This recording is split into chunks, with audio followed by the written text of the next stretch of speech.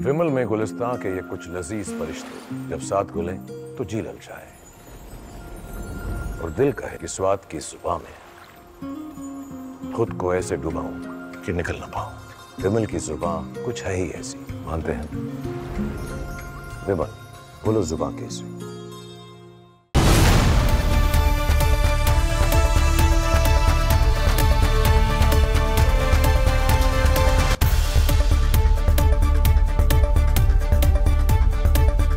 नमस्कार, बहुत स्वागत है आपका। आप देख रहे प्रहार, आपके साथ मैं हूं सलोनी श्रीवास्तव अजमेरा और प्रहार की शुरुआत बड़ी खबर से कर रहे हैं। लोकसभा में आज गृह मंत्री अमित शाह ने 130वां संविधान संशोधन बिल पेश कर दिया है। बिल सीधा है कि अगर कोई मंत्री, मुख्यमंत्री या फिर प्रधानमंत्री तक ऐसे संगीन अपराध में गिरफ्तार हो जाए जिसकी सजा 5 साल से या उससे ज्यादा है और वो 30 दिन तक हिरासत में रहता है तो 31वें दिन उसकी कुर्सी अपने आप चली जाएगी। यानी अब दागी नेताओं और मंत्रियों के बचने की कोई गुंजाइश नहीं है, चाहे प्रधानमंत्री हो या मुख्यमंत्री। ये बिल राजनीति को अपराध मुक्त बनाने का ईमानदार प्रयास है और शायद यही कोशिश विपक्ष को पसंद नहीं आ रही है। उनका कहना है कि एजेंसियों को हथियार बनाकर नेताओं की कुर्सी छीनने का नया फॉर्मूला है। सियासी शुद्धिकरण वाले इस बिल पर पूरी डिटेल आपको देंगे। दूसरी खबर, टैरिफ लगाने वाले ट्रंप से जुड़ी।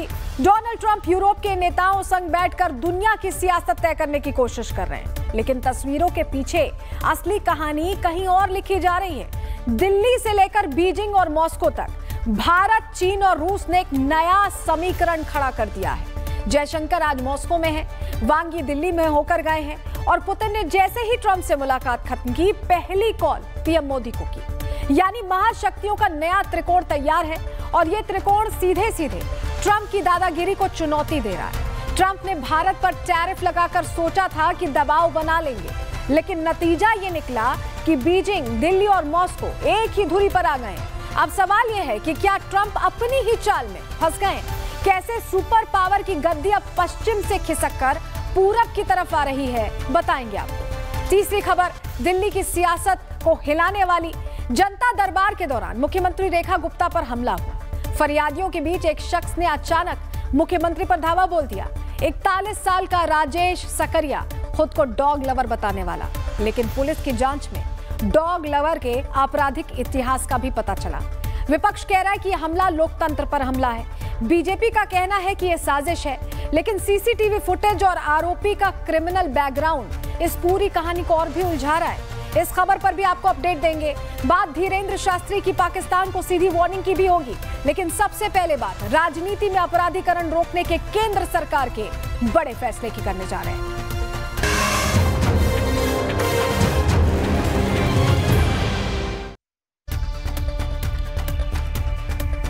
आज सबसे पहली खबर को बताने से पहले आपको कुछ तस्वीरें जरूर देखनी चाहिए, क्योंकि इन तस्वीरों में ही सारा राज छिपा हुआ है। पहली तस्वीर लालू प्रसाद यादव की आपको दिखाने जा रहे हैं। तस्वीर दीजिए, क्योंकि लालू प्रसाद यादव का जिक्र यहां क्यों आ रहा है आप समझिए। चारा घोटाले मामले में लालू यादव 135 दिन, फिर 11 दिन, फिर 1 दिन, फिर 70 दिन, फिर 1211 दिन और फिर 72 दिन जेल में रहे। लंबा इतिहास है। लालू प्रसाद यादव की पत्नी राबड़ी देवी 25 जुलाई 1997 से 27 मार्च 2002 तक बिहार की मुख्यमंत्री रही और इस दौरान लालू यादव चारा घोटाले से जुड़े मामलों में कई बार जेल गए और जेल से ही अपनी सरकार चलाते रहे। अब दूसरी तस्वीर आपको दिखाते हैं। दूसरी तस्वीर दीजिए। दूसरी तस्वीर दिल्ली के मुख्यमंत्री अरविंद केजरीवाल की आप देख रहे हैं, पूर्व मुख्यमंत्री जो उस वक्त मुख्यमंत्री थे। तो जो शराब घोटाला मामले में इन्होंने 175 दिन जेल में बिताए, लेकिन जेल से अपनी सरकार चलाते रहे। बहुत मुश्किलों के बाद, पहले तो इस्तीफा ही नहीं दे रहे थे, सरकार वहीं से चल रही थी, लेकिन बहुत मुश्किलों के बाद आतिशी को खड़ाऊ सीएम बनाकर सरकार केजरीवाल तब भी जेल से ही चला रहे थे। अब तीसरी तस्वीर आपको दिखाते हैं, अफजाल अंसारी की तस्वीर। माफिया मुख्तार अंसारी का ये बेटा, इनके ऊपर कई मामले दर्ज हैं, लेकिन इसके बावजूद ये चुनाव लड़ते रहे। अब अगली तस्वीर देखिए। अगली तस्वीर आपके सामने रखते हैं। इन्हें कौन नहीं जानता है। यूपी की सियासत का जाना माना चेहरा है आजम खान, जिन्हें सीएम योगी ने जेल में पहुंचाया, लेकिन साल 2022 में इन्होंने जेल से ही चुनाव लड़ा और जीतने के बाद ये जेल से ही अपनी विधायकी चलाते रहे। अब हेमंत सोरेन की तस्वीर भी आपको दिखा रहे हैं। 21 जनवरी 2024 को जमीन घोटाले से जुड़े मामले में जेल गए, लेकिन ये जेल से ही अपनी सरकार चलाते रहे और चंपाई सोरेन को इन्होंने डमी सीएम बनाकर अपना राज कायम रखा, बनाए रखा। लौटे तो वापस अपना पद भी ग्रहण कर लिया। अब ये सभी लोग आज लोकसभा में किस तरह का हंगामा कर रहे थे, अब आपको जरा सदन की तस्वीर दिखा रहे हैं। ये तस्वीर इसलिए जरूरी है क्योंकि इनसे जुड़ा एक ऐसा विधेयक आ रहा है जो सियासत का शुद्धिकरण करने वाला है।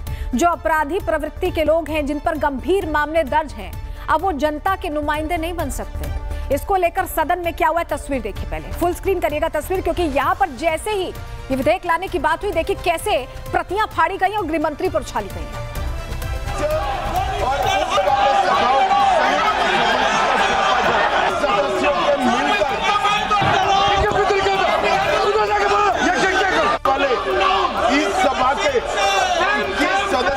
गृहमंत्री अमित शाह ने 130वां संविधान संशोधन विधेयक रखा। विपक्षी सांसद कैसे शोर मचा रहे हैं, आपने सुना। हंगामा इतना बढ़ गया कि विपक्षी सदस्यों ने बिल की कॉपी भी फाड़ दी। कैसे उछाल रहे हैं ये भी आप देख रहे हैं। आज लोकसभा में 3 बिल पेश किए गए थे। असदुद्दीन ओवैसी, कांग्रेस और सपा के सदस्यों ने इसका खुलकर विरोध किया। ये जो बिल पेश किए गए लोकसभा में, संविधान संशोधन विधेयक 2025, केंद्र शासित प्रदेश सरकार विधेयक 2025 और जम्मू और कश्मीर पुनर्गठन विधेयक 2025 की प्रतियां फाड़कर गृहमंत्री अमित शाह की ओर फेंक दी गई। अब इस विधेयक को जेपीसी के पास चर्चा के लिए भेजा गया है, लेकिन सदन के अंदर किस तरह का व्यवहार विपक्ष की तरफ से किया गया है, जो पूरी फेहरिस्त हमने आपको शुरुआत में दिखाई थी ना बुलेटिन के, अब आप समझ जाइए कि जो इनका सो कॉल्ड इंडी ब्लॉक है, उसके अलग अलग चेहरे किस तरह के मामलों में फंसे हुए हैं। और अगर ये विधेयक जैसे अब जेपीसी में भेज दिया गया विरोध के बाद, ये जैसे ही लागू होगा, इनके लिए बड़ी सियासी मुश्किल खड़ी हो जाएगी। सत्ता पर कैसे काबिज रहेंगे, यही दर्द, यही तकलीफ उठ रही थी, जिसके चलते ये ऐसे फाड़कर फेंका गया है। अब चलिए आपको ग्राफिक्स के जरिए बताते हैं कि इस विधेयक से क्या बदलने वाला है, परेशानी की असली वजह क्या है। प्रावधान सीएम, पीएम और मंत्रियों पर लागू होगा। 5 साल या उससे अधिक सजा वाले अपराध 30 दिन तक हिरासत में रहने पर 31वें दिन स्वतः यानी अपने आप पद से हटा दिया जाएगा। कोई भी हो, प्रधानमंत्री हो, मुख्यमंत्री हो, मंत्री हो, अपने आप वो कैंसिल, नल एंड वॉइड हो जाएगा। हिरासत से रिहाई के बाद संबंधित व्यक्ति को फिर से पद पर नियुक्त किया जा सकता है। संशोधन कर पीएम, सीएम और मंत्रियों की अस्थायी अयोग्यता का प्रावधान है। दिल्ली जैसे केंद्र शासित प्रदेशों के लिए सीएम और मंत्रियों पर समान नियम लागू होगा। जम्मू कश्मीर पुनर्गठन अधिनियम 2019 में संशोधन कर वहां के मंत्रियों पर नियम लागू किया जाएगा। और राजनीति में अपराधीकरण रोकना और सार्वजनिक पदों की गरिमा बनाए रखना इसका सीधा उद्देश्य है। ट्रांसपेरेंसी रहेगी, कोई आपराधिक प्रवृत्ति वाला शख्स नहीं बैठ पाएगा कुर्सी पर। विपक्ष ने इसे संविधान और लोकतंत्र विरोधी बताया है, दुरुपयोग की आशंका भी जता दी है। विधेयक को चर्चा के लिए अब जेपीसी में भेज दिया गया है विपक्ष के इतने हंगामे के बाद। अमित शाह ने देखिए इसको लेकर क्या कहा सदन के अंदर जब ये विधेयक को पेश कर रहे थे, सुनिए। मुझे सुनो जरा, मुझे सुनो गृह मंत्री जी, मुझे सुनो ना, पहले बैठ जाओ हाँ गृह मंत्री जी।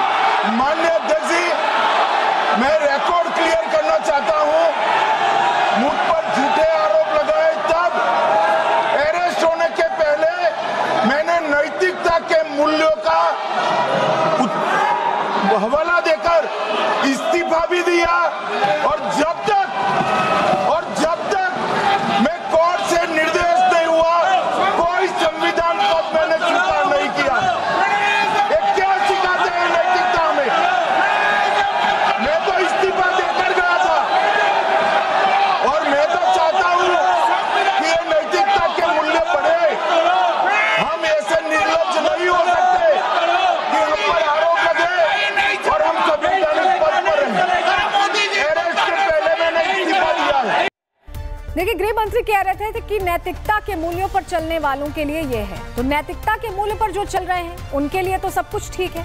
कोई भी कानून आए, इस तरह का विधेयक आए, उन्हें कोई दिक्कत नहीं है। दिक्कत किसे हो रही है? जो भ्रष्ट हैं। क्योंकि अगर आप भ्रष्ट हैं, अपराध की आपकी पूरी हिस्ट्री रही है, आप कोर्ट केसेस का सामना कर रहे हैं, तो अब आपके लिए सत्ता की वो कुर्सी नहीं है। दोनों तरफ से आरोप प्रत्यारोप कैसे इसको लेकर हुए वो सुनवा रहे हैं आप।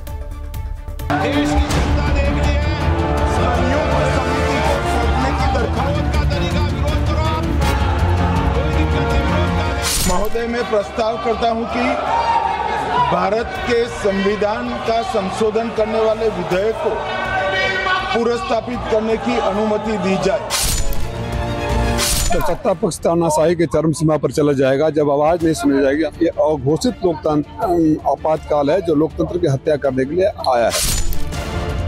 से न केवल कागज फाड़ा, गृह मंत्री के टेबल तक आ गए और जिस तरह से अगर लोग नहीं खड़े होते भाजपा सांसद तो शायद कोई अप्रिय घटना हो जाती।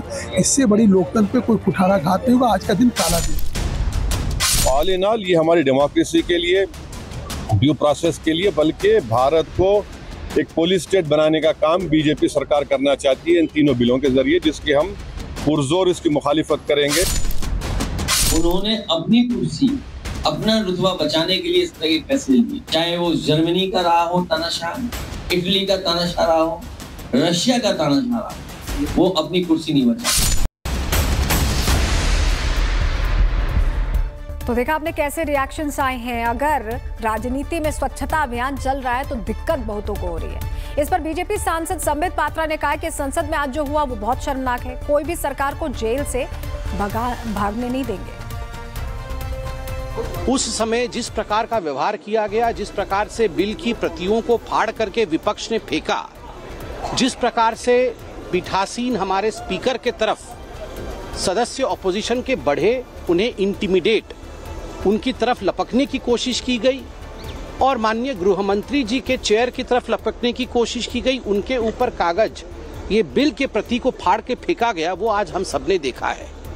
ये आज एक काला अध्याय है जिसको कि ऑपोजिशन ने लिखा है। अब समझ नहीं आ रहा कि अगर ये शुद्धिकरण हो रहा है राजनीति का, अपराधीकरण जो पहले हुआ करता था उसे हटाया जा रहा है, तो दिक्कत विपक्ष को क्यों हो रही है? क्या इसलिए दिक्कत हो रही है कि बहुत सारे इंडी ब्लॉक के चेहरे इसी तरह के केसेस का सामना कर रहे हैं जिसमें वो बहुत दिन पहले ही जेल में बिता चुके हैं और उनको लग रहा है कि अब जब घोटाले की परतें खुलेंगी, अब जब अगर जेल जाना पड़ेगा तो सियासत की वो जो कुर्सी है, जो सत्ता की कुर्सी है, जिसके लालच के लिए सब कुछ किया जाता है, वो भी दूर हो जाएगी। बहुत बड़ी मुहिम है और इससे राजनीति में एक तरह से शुद्धिकरण के साथ साफ छवि के लोग आएंगे, ये सुनिश्चित करने की सरकार की कोशिश है। जेपीसी के पास गया बिल, इस खबर पर हमारी नजर रहेगी। आगे बढ़ रहे हैं, अब आपको उस खबर के बारे में बताते हैं जिसने अमेरिका के राष्ट्रपति डोनाल्ड ट्रंप की नींद उड़ा दी है। डोनाल्ड ट्रंप का एक गलत कदम आज उन पर बहुत भारी पड़ा है। क्या है पूरी कहानी, आपको बताने जा रहे हैं। पहले तस्वीर आपको दिखाते हैं, तस्वीर से समझिए। तस्वीर आपके सामने रखेंगे जहां इस तस्वीर को देखने के बाद आपको ऐसा लगेगा कि किसी जिले का कोई बड़ा नेता अपने पार्टी वर्कर्स की मीटिंग ले रहा है, लेकिन हकीकत में ये डोनाल्ड ट्रंप है जो यूरोप के बड़े नेताओं के साथ बैठक कर रहे हैं। चेहरे के हाव भाव बता रहे हैं कि बात कुछ गंभीर है। तस्वीर देखिए आप। अब चर्चा क्या हो रही है? सबके मन में सवाल है कि यहाँ बातचीत क्या हो रही है, यहाँ यूरोप के नेता क्या सोच रहे हैं। उसका एक आकलन हमने भी किया है। इस तस्वीर को देखिए जहां ज़ेलेंस्की इस मीटिंग में सिर्फ पैसे लेने के लिए आए हुए हैं। कोई सोच रहा है कि इस मीटिंग में वो क्या कर रहे हैं, वहीं कोई जंग के लिए हथियार लेने के लिए आया हुआ है। देखिए, ये अलग अलग चीजें अलग अलग नेताओं के दिमाग में चल रही है उस बैठक के दौरान।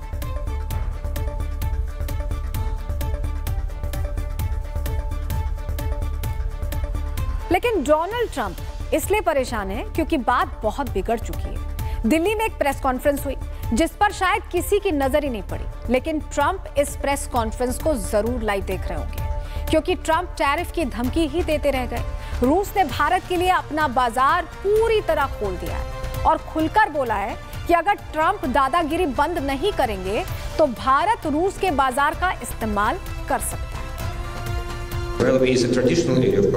अगर पश्चिम आपकी आलोचना करता है तो इसका मतलब है कि आप सब कुछ सही कर रहे हैं। हमें उम्मीद नहीं है कि ऐसा होगा। हम भारत के लिए चुनौतीपूर्ण परिस्थितियों से वाकिफ हैं।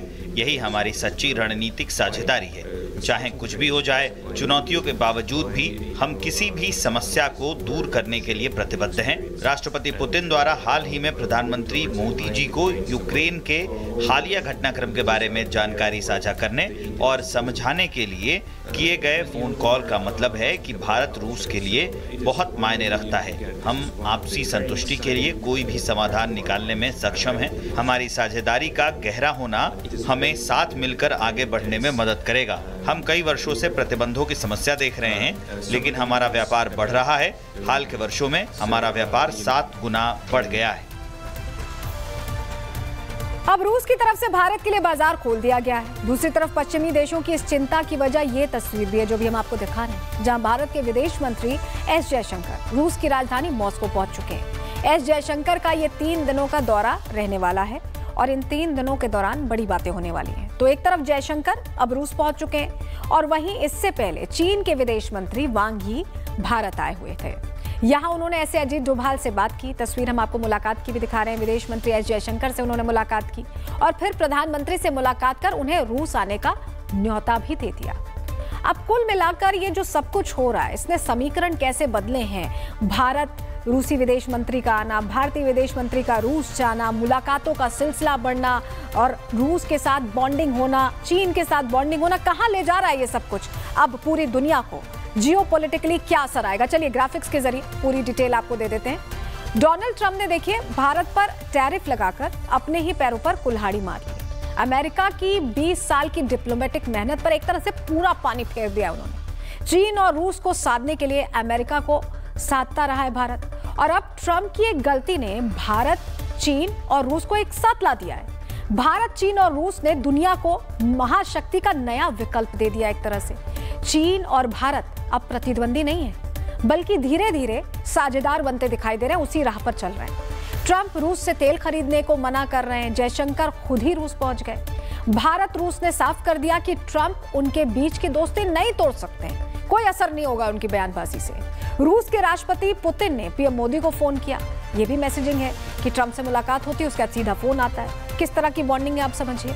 अलास्का में ट्रंप ने क्या कुछ कहा, एक एक डिटेल प्रधानमंत्री मोदी को दी गई है। तो अब आप समझिए कि ये जो बॉन्डिंग है, ये जो ट्रिविया है, ये अपने आप में सब कुछ बदलने वाला है। मतलब डोनाल्ड ट्रंप के साथ मीटिंग करने के बाद पुतिन ने जैसे ही रूस वो वापस पहुंचे, सबसे पहली कॉल उन्होंने किसे की? प्रधानमंत्री नरेंद्र मोदी को की। ये आपके साथ भी हुआ होगा, जब आप किसी को पसंद ना करते हो लेकिन कुछ वक्त उनके साथ बिताना मजबूरी हो जाए, तो आप जैसे ही वहां से निकलते हैं तो क्या करते हैं? सबसे पहली कॉल आप या तो अपने घर वालों को करते हैं या जिसे आप अपना सबसे करीबी मानते हैं उसे कॉल करते हैं। पुतिन ने यहाँ सबसे पहली कॉल पीएम मोदी को की थी। अब आप समझ रहे हैं, अगर रिलेट करके देखेंगे तो अब आपको समझ में आएगा कि रशिया और भारत किस राह पर आगे। दिल्ली, बीजिंग और मॉस्को की बढ़ती नजदीकियों ने वाशिंगटन में एक तरह से खलबली मचा दी है। तेल से लेकर ब्रिक्स तक हर मोर्चे पर भारत, रूस और चीन का ये नया त्रिकोण अमेरिका की ताकत को चुनौती देता दिख रहा है। यही वजह है कि ट्रंप की टैरिफ राजनीति अब उन्हीं पर भारी पड़ रही है और दुनिया की महाशक्ति का ताज धीरे धीरे अमेरिका के सर से खिसकता नजर आ रहा है।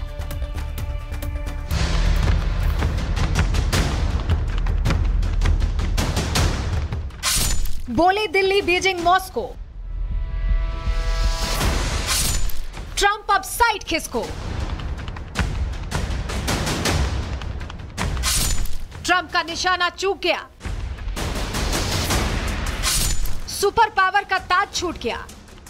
महाशक्तियों की यह मुलाकात ट्रंप की हालत खराब कर रही है। कल तक टैंट्रम दिखा रहे ट्रंप अब परेशान हैं। यूरोप के नेताओं को एक साथ लाकर गंभीर चर्चा में लीन हैं। ट्रंप समझ चुके हैं कि मोदी के साथ की गई दुश्मनी अब उन पर भारी पड़ चुकी है। पश्चिमी नेताओं का जोश अब खत्म हो चुका है। दूसरी तरफ भारत, चीन और रूस वर्ल्ड ऑर्डर के नए बॉस बन चुके हैं। वैश्विक राजनीति में एक नया त्रिकोण उभर रहा है, जिसमें भारत, रूस और चीन अमेरिकी टैरिफ नीतियों के कारण आपसी सहयोग बढ़ा रहे हैं। प्रधानमंत्री नरेंद्र मोदी एससीओ समिट के लिए चीन जाने वाले हैं, जहां चीन ने भारत को प्रतिद्वंदी के बजाय साझेदार बताया है। In the border areas and resumed the Indian pilgrimage to the Mount Karampochi and Lake Mapayonzo in the Xizang Autonomous Region. We shared them up confidence to dispel interference, expand cooperation, and to further consolidate the momentum of improvement and development of China-India relations, so that while pursuing our respective rejuvenation, we can contribute to each other's success and provide the most needed certainty and stability to Asia.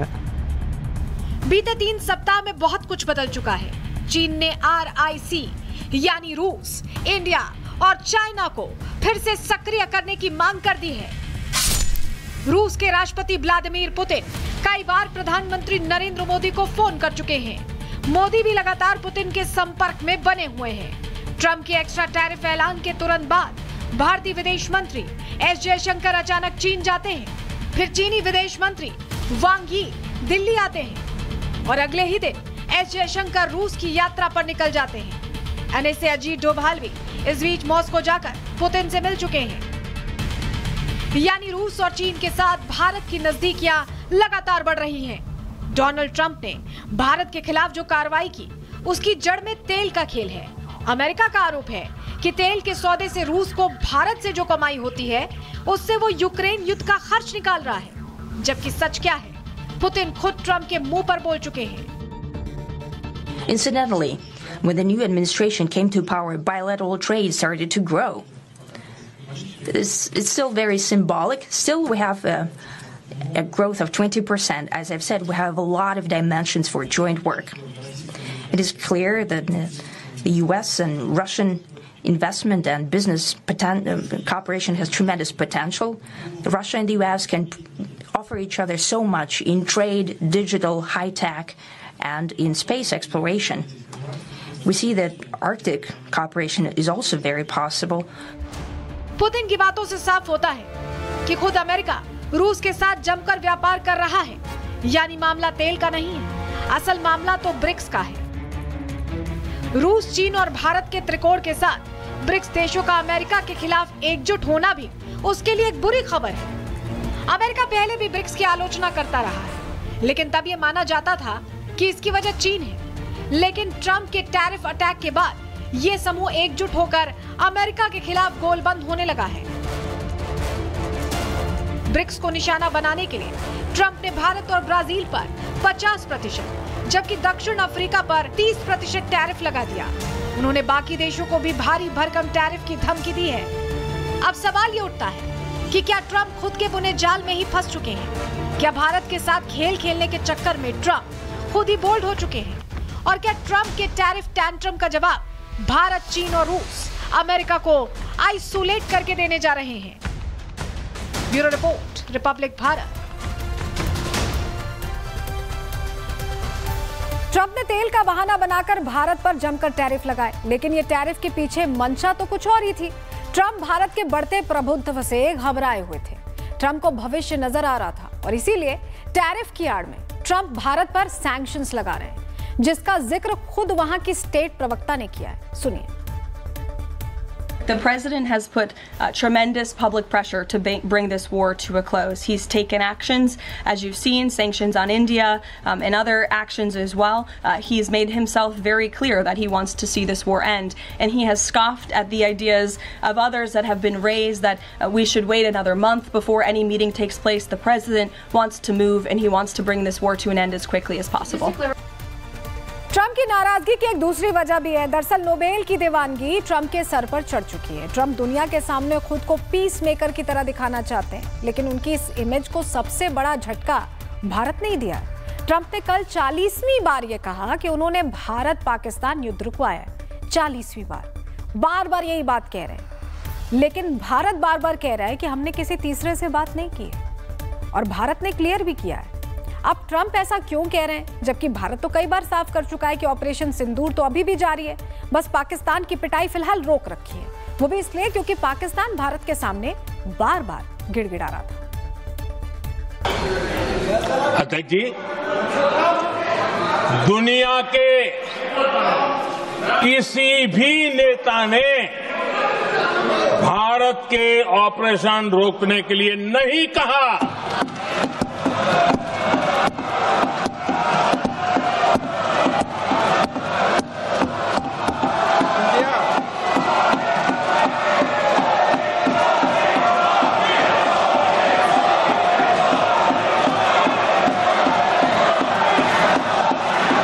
उसी दौरान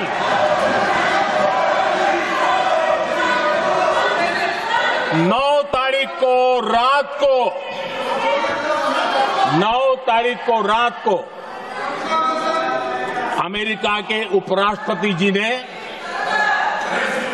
मुझसे बात करने का प्रयास किया। वो घंटे भर कोशिश कर रहे थे, लेकिन मेरी सेना के साथ मीटिंग चल रही थी, तो मैंने उनका फोन उठा नहीं पाया। देखिए, ट्रंप 40 बार कह चुके हैं कि उन्होंने भारत पाकिस्तान युद्ध रुकवाया है। प्रधानमंत्री मोदी एक बार में साफ भी कर चुके हैं कि यहाँ किसी तीसरे की कोई भूमिका नहीं है, और यही वजह है कि ट्रंप भारत से इतने नाराज हैं, क्योंकि वो तो पीएम मोदी और शहबाज शरीफ को साथ लाकर ऐसी फोटो खिंचवाना चाहते थे। ये देख रहे हैं आप, ये जो तस्वीर देख रहे हैं, इस तस्वीर को देखिए। जब अजरबैजान और आर्मेनिया के बीच युद्ध रुकवाने के बाद ट्रंप ने कुछ इस तरह दोनों देशों के नेताओं के साथ फोटो खिंचवाई थी। ऐसी तस्वीर चाहते थे, लेकिन ऐसी तस्वीर तो मुमकिन है नहीं। भारत तो पहले ही कह चुका है कि हम किसी तीसरे से ना बात करते हैं, द्विपक्षीय बात होती है बस, तीसरा कोई है ही नहीं, हम किसी का लोड ही नहीं लेते। ट्रंप ऐसी फोटो चाहते थे। उन्होंने पीएम मोदी को फोन करके अपने यहाँ बुलाया भी था, याद होगा आपको, कहा था कि आप आ जाइए, लेकिन पीएम मोदी ने ट्रंप के साथ फोटो खिंचवाने से मना कर दिया। और उसी दिन से ट्रंप मुंह फुलाकर बैठे, और सिर्फ मुंह फुलाकर नहीं बैठे, ऐसी ऐसी हरकतें कर रहे हैं, ऐसी ऐसी बातें कर रहे हैं, जिससे समझ में आ रहा है कि उनकी शख्सियत दिन पर दिन हल्की होती जा रही है। साथियों, अभी 2 दिन पहले मैं कनाडा में G7 समिट के लिए वहां था, और अमेरिका के राष्ट्रपति ट्रंप ने मुझे फोन किया। उन्होंने कहा कि अब कनाडा तो आए ही हैं, तो वॉशिंगटन होकर के जाइए, साथ में खाना खाएंगे, बातें करेंगे। उन्होंने बड़े आग्रह से निमंत्रण दिया। मैंने अमेरिका के राष्ट्रपति को कहा कि आपका निमंत्रण के लिए धन्यवाद, मुझे तो महाप्रभु की धरती पर जाना बहुत जरूरी है। तो देखिए, भारत तो ये समझता है कि आप जिस तरह से टैरिफ लगा रहे हैं, जो भी कर रहे हैं, भारत बहुत स्ट्रांगली आगे चल रहा है, और हम अपना प्रतिद्वंदी नहीं मानते हैं किसी को। हम आगे बढ़ने, प्रधानमंत्री ने अभी लाल किले की प्राचीर से ही कहा था कि किसी की लकीर को, उससे बड़ी लकीर खींचने में हम अपना समय नहीं बर्बाद करते। हम आगे बढ़ते हैं, आगे बढ़ने की सोच के साथ चलते हैं, और उसका असर वैश्विक स्तर पर हम देख भी रहे हैं भारत की पोजीशनिंग को लेकर। अब आगे बढ़ रहे हैं, अगली खबर की बात करते हैं। बात करेंगे उन नेताओं की जो फोटो खिंचाकर ये साबित करना चाहते हैं कि ये जंग उन्होंने रुकवाई है। पाकिस्तान के मुल्ला मुनीर तो इकोनॉमी टिकट पर अमेरिका पहुंच भी गए थे, आपको याद होगा ना, लेकिन पीएम मोदी ने साफ मना कर दिया। और यही दुख आपको व्हाइट हाउस की प्रवक्ता की बातों में भी महसूस होगा, उन्हें भी सुनिए। He's proud of all of the peace deals that he's been able to achieve. You saw the president of Armenia and the head of Azerbaijan both at the White House just a couple of weeks ago. The president, I know, very much enjoyed spending time with them and helping to bring that conflict to an end. He very much enjoyed his time with leaders of Rwanda and the Democratic Republic of the Congo in the Oval Office, talking to them about bringing that decades-long war to an end. India and Pakistan. He used trade in a very powerful way as leverage to bring that conflict to an end. So I know he's very proud of all of these achievements, and I know he's very honored to serve as the President of the United States and to restore peace around this world. तो समझ गए आप, दिक्कत यही से थी। तो ये 2-3 खबरें मिलकर ये बता रही हैं कि अब ट्रंप की पेशानी पर बल आ गया, उन्हें समझ ही नहीं आ रहा कि वो कहाँ जाएं। सुपर पावर का जो शोर था अब वो थम गया है। अब कोई कहता भी नहीं है कि सुपर पावर के राष्ट्रपति हैं। चलिए आगे बढ़ते हैं। अब आपको दिल्ली लेकर चलते हैं, जहां एक बार फिर मुख्यमंत्री पर हमला हुआ है। हम फिर इसलिए बोल रहे हैं क्योंकि दिल्ली में मुख्यमंत्री अक्सर असुरक्षित रहे हैं। बार बार ऐसी तस्वीरें सामने आती रही। पहली तस्वीर आपको 2019 की दिखाने जा रहे हैं। तस्वीर दीजिए, जब दिल्ली के मुख्यमंत्री अरविंद केजरीवाल उस वक्त हुआ करते थे, और इस तरह गाड़ी पर चढ़कर उनके ऊपर अटैक हुआ था। ये तस्वीर देखिए, मोती नगर में ये रैली कर रहे थे और इसी दौरान एक शख्स ने उन पर अटैक कर दिया था। तस्वीर आपको फिर से दिखा रहे हैं, 2019 की है ये तस्वीर। देख रहे हैं हम कैसे अटैक हुआ है। और केजरीवाल पर यह हमला कोई एक बार नहीं हुआ, बल्कि 3 से ज्यादा बार अटैक हुआ। ये दूसरी तस्वीर भी आपको दिखा रहे हैं, ज्यादा पुरानी नहीं है, बीते साल की है, जब केजरीवाल पर वाटर अटैक हुआ था। उस समय बातें चल रही थी कि किस चीज से अटैक कर दिया, क्या फेंक दिया, बाद में पता चला पानी है। एक और तस्वीर आपको दिखाते हैं। ये जो तस्वीर हम आपको दिखा रहे हैं, क्यों दिखा रहे हैं आप समझ रहे होंगे, वजह आप जानते हैं। दिल्ली के मुख्यमंत्री पर आज एक बार फिर अटैक हुआ है, हमला हुआ है, बस चेहरा बदल गया है। तब केजरीवाल पर हमला हुआ था, आज रेखा गुप्ता पर हमला हुआ है। लेकिन सवाल यह है कि अगर कोई मुख्यमंत्री अपनी जनता के लिए, अपने लोगों के लिए अपने घर के दरवाजे खोलता है, ज्यादा सुरक्षा नहीं लेता, झुग्गियों में जाता है, जनता के बीच रहता है, और वो खुद कितना सुरक्षित है, ये बड़ा सवाल है। क्योंकि वो जनता के लिए, उनके मुद्दों के लिए उनके बीच जा रहे हैं, और ऐसे में अगर उन पर ऐसे अटैक हो जा रहा है तो सवाल तो बड़ा है ही। अब ये तस्वीर देखिए, तस्वीर आपको दिखाते हैं, हमलावर की तस्वीर है ये, उसी हमलावर की तस्वीर है जो आज पकड़ा गया है। ये सीसीटीवी फुटेज शालीमार बाग में बने मुख्यमंत्री आवास का ही है, जहां इस हमलावर को रेकी करते देखा गया। यानी वो पहले पहुंचा था, उसने जगह को तफसील से देखा। 24 घंटे बीते 24 घंटे से इस हमले की वो तैयारी कर रहा था। कम से कम ये तस्वीर, ये सीसीटीवी फुटेज यही बता रही है। इस हमलावर की मां का कहना है कि मेरा बेटा डॉग लवर है, और उसने कुछ दिन पहले रेखा गुप्ता को कुत्तों के बारे में कुछ कहते हुए सुना था, जिसके बाद से वो भड़क गया था और इसी वजह से उसने ये अटैक किया है। वही थी એટલે સોમવારે તો ગયા એટલે સોમવારનું એને બહુ મહાદેવનું ભગત છે એટલે ગુજરાત મહિનામાં 2 વખત જાય, કઈ 1 વખત જાય, કઈ 2 વખત જાય।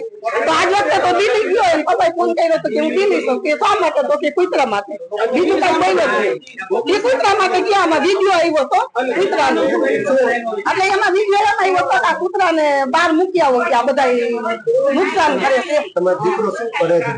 રિક્ષા હલાવે છે। 2 દીકરા, 3 રિક્ષા છે અમારે। રિક્ષા એ ગમે ને મારી દે ને મને કરી વાત મારી દીધું। હું 15 દી વહી ગઈ, એનો મગજ ખારો હોય તો કોઈનું પાટલો લઈને મને મારવા, એવો મગજ છે। આ તો જો આમાં મારે દવા ચાલુ નથી, આમ કાયમી ન હોતી। અમે કઈ તો દવા લેવા જાય, દવા લેવા જાતો નથી, એને માનસિક તો છે જ, પણ દવા લેવા આવતો નથી અમારે ભેગો। અમે કેનું ના કહીશું એને। तो ये गुजराती में बोल रही थी उनकी माँ। क्या उन्होंने पूरा कहा? उन्होंने बताया कि मेरा बेटा मारपीट करता रहता है, मेरे साथ भी मारपीट की है, पत्नी के साथ भी की है, शराब छोड़ दी थी, डॉग लवर है और कुत्तों के एक चिकित्सालय बनाने का प्लान कर रहा था, ऐसे रिक्शा चालक है, ये उनकी माँ ने कहा।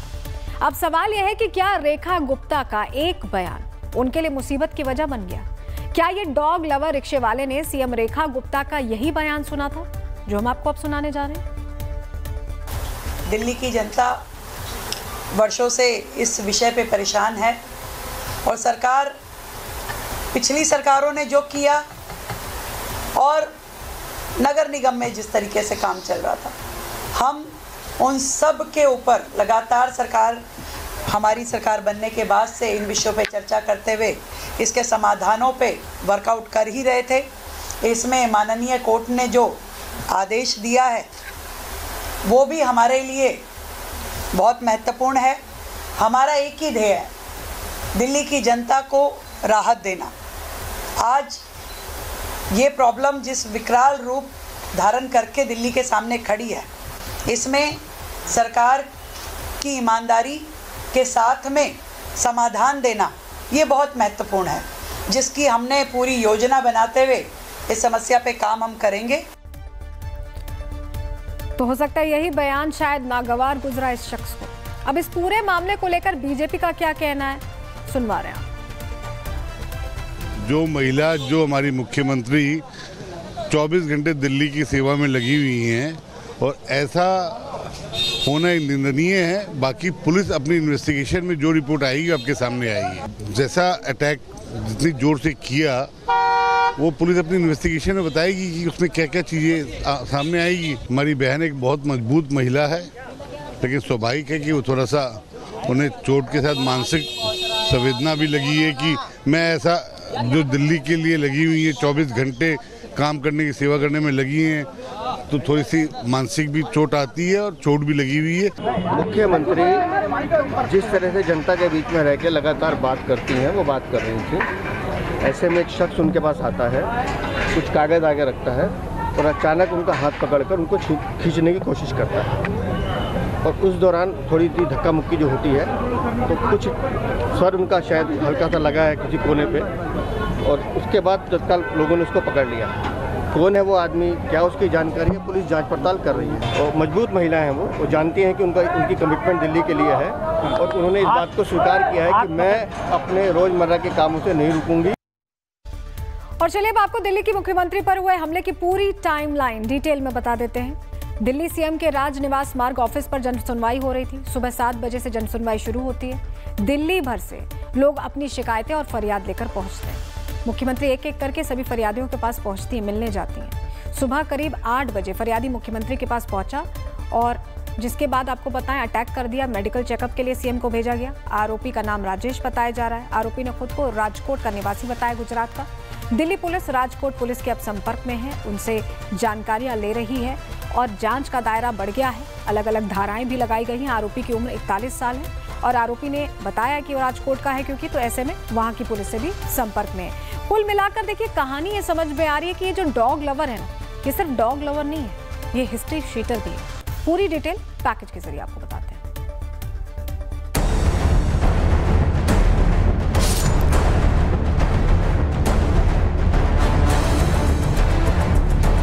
हर बुधवार की तरह आज भी मुख्यमंत्री रेखा गुप्ता जनता दरबार लगा रही थी। सुबह 8 बजे जब शिकायतकर्ता उनके पास पहुंचा तो अचानक उसने उन पर हमला कर दिया। सीएम का हाथ खींचा और वो मेज से टकराकर घायल हो गई। लेकिन सीसीटीवी फुटेज ने साफ कर दिया कि ये हमला अचानक नहीं था। राजेश भाई खीमजी भाई सकरिया, उम्र 41, गुजरात का रहने वाला, हमले से एक दिन पहले ही शालीमार बाग आवास के बाहर रेकी करता दिखा।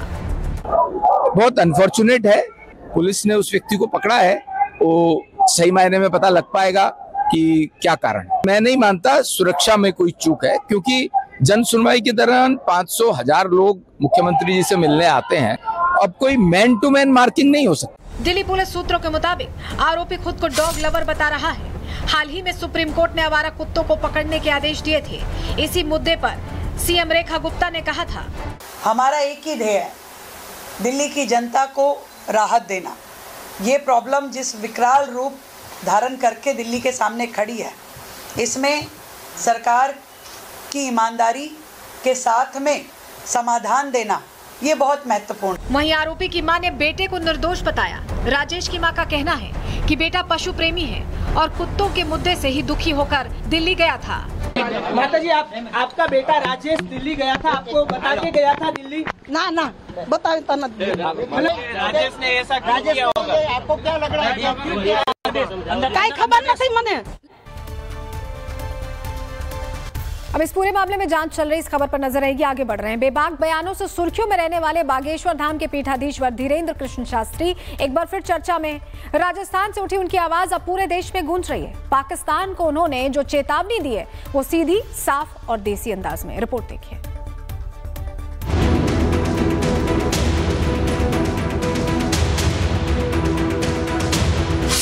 पाकिस्तान को धीरेन्द्र शास्त्री की ललकार। राजस्थान में हिंदू राष्ट्र का शंखनाद, परंपरा, राष्ट्र और शक्ति का संगम। सीकर के रेवासा धाम में जुटी हजारों की भीड़ के बीच बाबा धीरेन्द्र शास्त्री ने मंच से जो कहा उस पर हर कोई तालियां बजाने लगा। उन्होंने साफ कहा कि हिंदू राष्ट्र का झंडा सबसे पहले राजस्थान की वीर भूमि पर लहराएगा। कन्हैया लाल दर्जी राजस्थान याद है? वैसी घटना दोबारा हिंदुओं पर ना हो। कौन कौन ब्रेक लगवाना चाहता?